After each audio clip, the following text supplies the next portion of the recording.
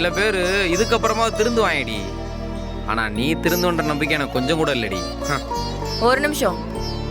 என்னது திருந்தணுமா? நான் என்ன தப்பு பண்ண திருந்துறதுக்கு?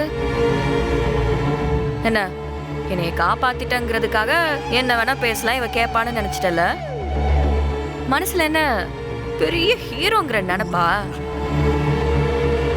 சத்தியமா சொல்றேன், நீ ஹீரோலாம் கிடையாது.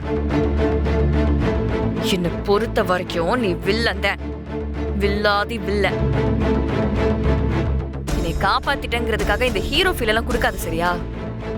என்னை பொறுத்த வரைக்கும் நீயும் அந்த கருங்கல் பாண்டியும் ஒண்ணுதான். உங்க 2 பேருக்கும் பெரிய வித்தியாசம்லாம் கிடையாது. நீயும் என்னைய கடத்திருக்க, அவனும் என்னைய கடத்திருக்கான். என்ன நீ என்கிட்ட தப்பா நடந்துக்க முயற்சி பண்ணல, அவன் என்கிட்ட தப்பா நடந்துக்க முயற்சி பண்ணான். அவ்வளவுதான் வித்தியாசம். அது பெரிய வித்தியாசம் இல்லையா? ஓ, தப்பா நடந்துக்கலன்னா ஒரு பொண்ண அவ விருப்பம் இல்லாம கடத்தலாமா?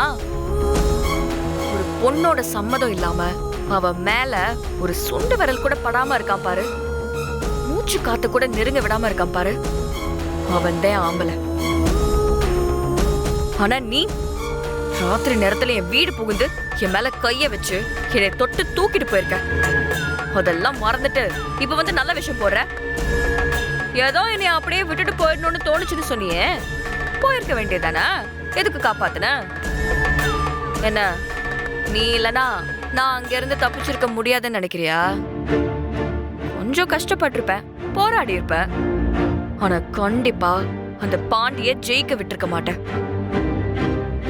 கல்லையோ மண்ணையோ எதையாவது எடுத்து அவனை அப்படியே அடிச்சு போட்டு நான் கண்டிப்பா அங்க இருந்து தப்பிச்சிருப்பேன். அதனால நாம தான் இவளுக்கு வாழ்க்கை பிச்சை போட்டோங்கிற எண்ணத்தை இப்பவே இங்கே அழிச்சு. நீ அங்க வரலனாலும் என்னை நான் காப்பாத்திக்கிட்டு இருந்திருப்பேன். இருந்தாலும் சமயத்துக்கு வந்து காப்பாத்தினேங்கிற ஒரே நன்றிக்காக தான் நான் மண்டபத்துக்கே வர்றதுக்கு சம்மதிச்சேன். இல்லனா இந்த உலகமே அழிஞ்சிருந்தாலும் நான் மண்டபத்துக்கு பக்கமே வந்திருக்க மாட்டேன்.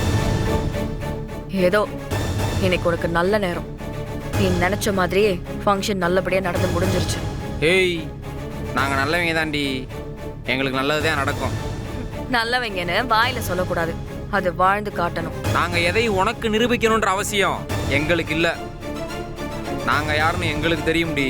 நீங்க கொஞ்சம் நீங்களாம் யாரு என்னங்கிறத நான் பார்க்கதான் வந்திருக்கேன். இம்புட்டு தூரம் இவ்வளவு நடந்ததுக்கு அப்புறமும் நீ திமிரா பேசிட்டு இருக்கியா? பாத்துக்கிறேன்டி. ஏய் போடா.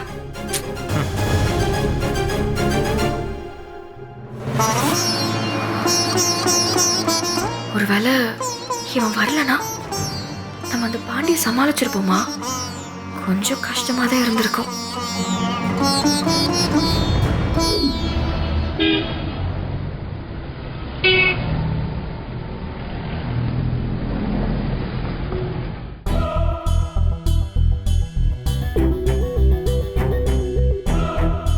டேய், நான் தான் சொன்னேன்லடா, இவ திட்டத்தோட தான் எல்லாத்தையும் பண்றான்னு.